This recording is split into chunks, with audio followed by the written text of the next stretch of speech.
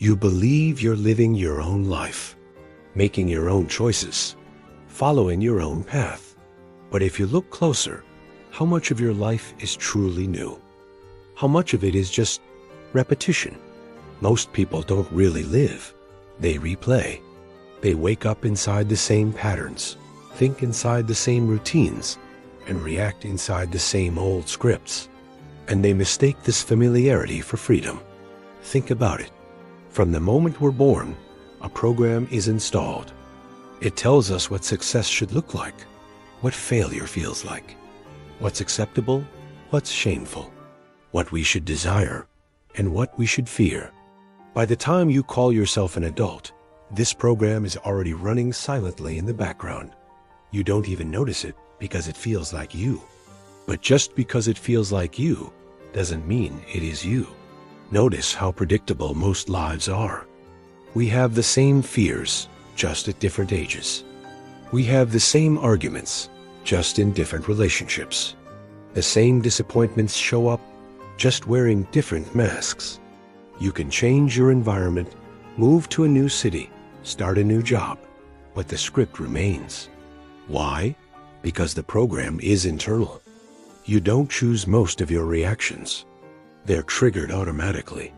Someone criticizes you, and bam, defensiveness appears. Someone ignores you, and anxiety surfaces. Someone praises you, and your ego inflates. These responses aren't conscious decisions. They are executions, like a piece of code responding to an input.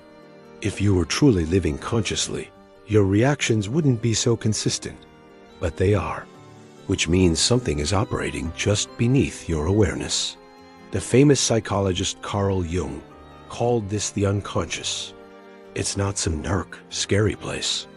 It's a functional system of habits, memories, emotional imprints, and deep-seated patterns that run your life while you believe you're in the driver's seat.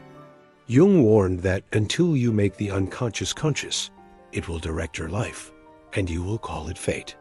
Fate feels mysterious, doesn't it? But often, it's just automation. Patterns feel inevitable when you can't see where they're coming from. This is why people repeat the same mistakes over and over, all while promising themselves they won't. That promise comes from your conscious mind. But the behavior? That comes from the program. And the program is stronger because it's been reinforced thousands of times. Every emotional reaction you didn't question strengthened it. Every fear you obeyed deepened its roots. Every identity you defended locked it more firmly in place. And yet, you still believe you are choosing. Here's the uncomfortable truth. Choice only exists where awareness exists.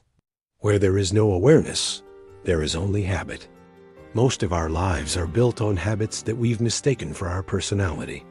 We say things like, "I'm just like this," or "people can't change," or "that's just who I am." These aren't statements of truth. They are statements of surrender. The program loves identity because identity resists change. Once you identify with a pattern, you protect it, even if it hurts you, even if it limits you, especially if it defines you. This is why suffering can feel so familiar, why chaos can sometimes feel like home, and why true peace can feel boring. Our nervous system adapts to repetition, not to well-being. And so, people recreate the same emotional environments again and again. Different places, different faces, but the same inner experience. The program doesn't care if you're happy. It only cares if it survives. So, ask yourself something honestly. How many of your daily actions are truly conscious? How often do you move without thinking? Speak without really listening? React without taking a single pause? These are not failures. They are signs. Signs that most of your life is being lived on autopilot. Autopilot is efficient, yes, but it is not free. Freedom requires interruption. It requires a pause. A moment where you observe the program instead of just obeying it. And that moment feels uncomfortable because it disrupts your momentum. The mind hates interruption. It prefers to keep flowing, even if that flow is destructive. This is why we avoid silence, why we medicate boredom, why distraction is so constant in our lives. Distraction keeps the program running smoothly. Awareness is a threat to it. But here's the good news. The moment you notice a pattern, it starts to weaken. The moment you can name it, it loses its speed. The moment you can observe it without judging yourself, it begins to dissolve. This isn't just philosophy, it's mechanics. Patterns survive in the darkness of unconsciousness. They dissolve in the light of awareness. But bringing things into the light requires responsibility. Once you see the program, you can no longer blame fate. You can no longer blame others entirely. You can no longer say, "I just didn't know." And that responsibility can feel heavy. Many people, honestly, prefer unconscious repetition to conscious freedom. Because freedom demands presence. Presence demands effort. And effort exposes our deepest fears. The fear of the unknown. The fear of emptiness. The fear of losing our identity. Because when the program slows down, a huge question appears. If I am not this pattern, then who am I? That question has no immediate answer. And the mind hates unanswered questions. So it quickly scrambles back to the familiar, back to the known suffering, the known limitations. But for those who have the courage to stay with that question, without rushing to fill the void, they discover something completely unexpected. Beneath the program is not emptiness, it's clarity.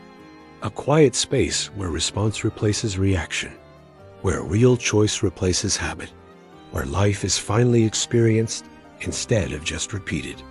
This is what it means to wake up, not in some spiritual or symbolic way, but in a real mechanical way. To stop confusing automation with destiny. You are not broken, you are programmed. And the beautiful thing about programs is that they can be rewritten, but you can't rewrite them with force. Force only creates resistance, and resistance strengthens the program. You rewrite them with observation. This is why self-judgment always fails and genuine curiosity works.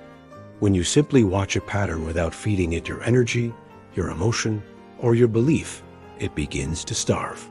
Slowly, quietly, until one day, it just doesn't run anymore.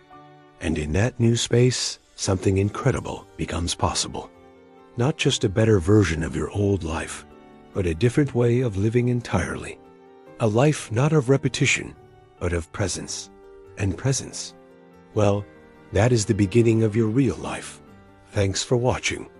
If this resonated with you, consider subscribing for more content on living a more conscious life.